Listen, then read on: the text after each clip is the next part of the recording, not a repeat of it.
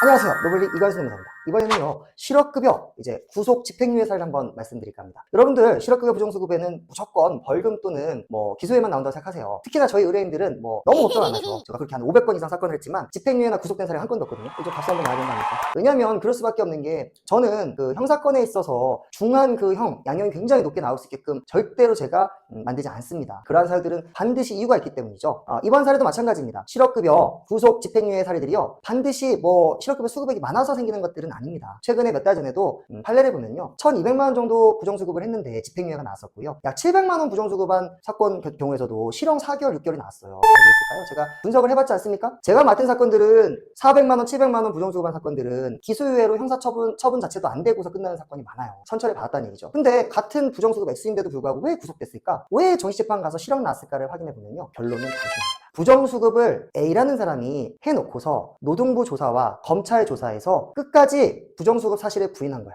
예를 들어서 실업급여를 수급을 하고 700만 원을 받았습니다. 700만 원 받았는데 실업급여 수급 전에 정상적으로 4대 보험 가입사업장에서 근로를 했어야 되잖아요. 근데 지인사업장이었던 거야. 그래서 지인사업장에다가 이름을 올려놓고서 지인사업장에서 그냥 명의만 등록을 해놓고서 실제 일은 거의 안 했던 거예요. 한 달에 한두 번 나갔을까? 그리고 나서 실업급여를 수급을 했는데 적발이 된 거 아닙니까? 그래서 노동부에서 이제 조사를 하죠. 어떻게 서류를 요청합니까? 통장 내역, 교통카드, 통신사 기지국 열람자료는요, 최근 1년치까지 나와요. 최근에는 요양급여 내역까지, 신용카드 내역, 체크카드 내역, 자차인 경우, 차량인 경우 하이패스 기록 등 온갖 자료를 요구를 합니다. 근데 이 구속된 이 사건인 경우에는 그러한 자료들을 요구함에도 불구하고 근무를 안 했어요. 안 했는데 어떻게 자료를 냅니까? 허위 출근부를 만들고, 허위 출근부. 급여를 입금받지 않았잖아요. 현금 출납증을 허위로 만듭니다. 나 현금 받아서 현금 입금 내역을, 출납 내역을 허위로 만들어. 그리고 나 실제로 일했습니다. 노동부에 진술합니다. 노동부 수사관이 그랬겠죠. 노동부 수사관이 사건 한두 건 합니까? 50건, 100건 하죠? 저 같은 경우도 500건 이상 하니까 이제는 목소리만 들어도 알겠어요. 이게 진입하기. 거짓말 탐지기 수준이 저하고 상담하면은 제가 간혹 깜짝 놀란 분도 있어요. 저한테까지 상담받아서 왜 거짓말 하십니까? 이런 상담받을 거면 저한테 상담하지 마세요.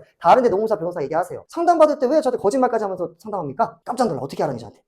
왜 몰라요? 저한테, 여러분들, 유튜브 영상 시청하시는 여러분들, 저한테 상담 전화할 정도면은 정당한 문제가 아무 문제 없는 사람한테 전화합니까? 부정수급을 했으니까 전화하지? 그죠? 그래놓고 저한테 문제가 없대. 마찬가지로 노동부 고용보험 수사관 당연히 부정수급을 알겠죠. 부정수급을 알지만 끝까지 우기니까 기회를 줬을 거예요. 사실대로 얘기해. 하지만 그 사실대로 얘기하고 했음에도 불구하고 끝까지 우겼을 겁니다. 그런 사실이 없다고. 그러니까 괘씸하겠죠, 굉장히. 그러니까 기소 의견을 굉장히 안 좋게 썼을 겁니다. 허위자료, 사문서 위조한 허위자료를 첨부해서. 마찬가지로 검찰로 갑니다. 검사 지휘하에 이제 노동부 수사관이 이제 검사 송치시킨단 말이죠. 근데 검사 앞에서도요, 끝까지 정당하다 우기는 거야. 이제 볼장 본 거지. 여기서 내가 사실대로 얘기하면 이제 안 된다, 자백하면 안 된다 생각했겠죠?